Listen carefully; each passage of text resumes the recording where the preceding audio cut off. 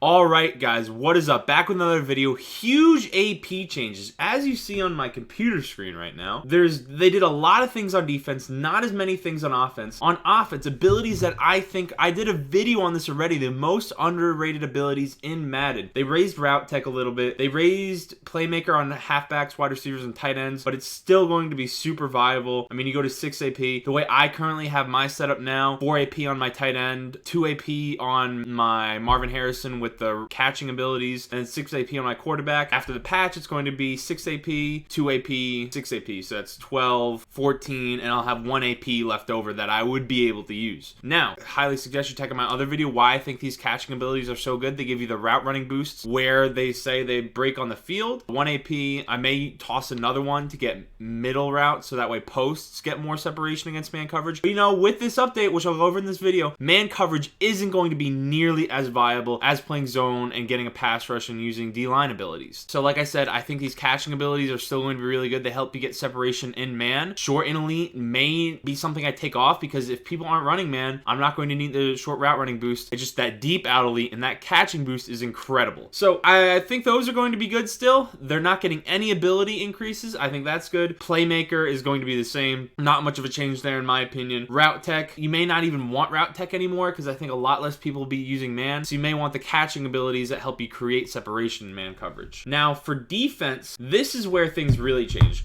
1 step ahead. I don't see 1 step ahead even being a factor anymore. Deep route KO, medium route KO, all these are up to 3 AP or 2 AP, whatever it is. Now, people may use the deep route KOs and medium route KOs as a combo instead. Take a look at Dion, who's a man-to-man archetype, so the cheapest I know as far as that goes. And deep out KO on him, deep route KO is 2 AP. So it's going to go up to 3. That's going to be what 1 step is. So the only way I see man still being relevant is it's going to go up to 3 AP. Maybe people are running a bunch of deep route KOs. Maybe they start running more medium route KOs. They're not going to be able to break on the routes as much, but it will give you improved knockouts. I think that's where people are still going to make man coverage viable. I'm not good at running man coverage anyway, but people who understand how man coverage works, understand how to cover it up with zones, I think that's something that you could see still could become glitchy because, I mean, deep route KOs, you can still fit 3 on your field. That's 9 AP. Toss a medium route KO in there. Toss edge threats in there. I think that's something you could see people doing. What really becomes interesting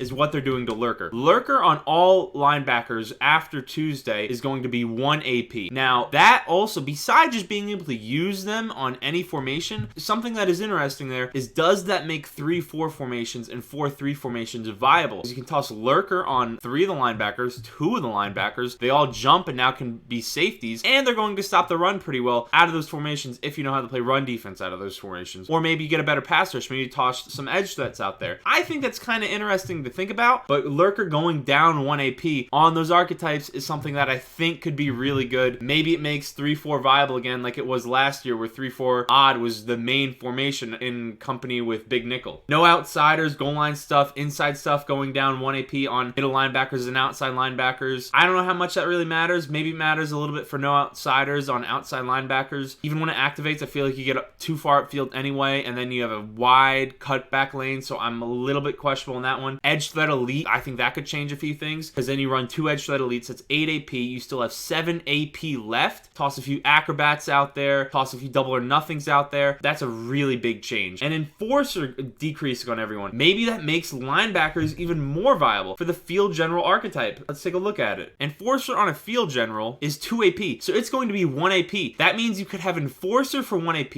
Maybe you get even crazy and put deflator on him for another 3 AP, Lurker on him for another, so that's 5 AP on your linebacker, but then you got enforcer, Lurker, and deflator, and you're just laying hit sticks all over the field. Something that may work out, a combo that would be more viable is enforcer and Lurker, just 2 AP. I think that's something that could be a great combo. What I may be running, just to give you an idea when this comes out, and trying a new scheme, I think I'm still going to run it. I don't even know if it'd be worth running for this weekend league just because of the changes that are happening, but I was trying to run nickel 3-5 with 2 1-steps on my linebackers and then 2 edge threats. I don't think I'll be doing that anymore. Probably going to go to maybe 2 edge threat elites, stay in big nickel or nickel.